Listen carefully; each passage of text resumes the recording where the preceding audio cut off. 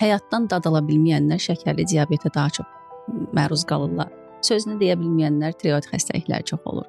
Yaxşı, bəs siz gözlənmədiyiniz bu xəstəliklər ən çox hansı insanlarda olur? Endokrin sistemi pozuntusu və yaxud bu dediyiniz kortizoldur, tiroiddir, hər şey. Bunlar ən çox hansı yaşam tərzinə sahib olan insanlarda müşahidə etmisiniz? Məsələn, böyləşdi vəzi hormonuna gəldikdə orqanik dəyişikliklər ola bilər. Yəni bədən özündə gedən dəyişikliklər və biri də ki, insanın orqanları vadar etdiyi xəstəliklər.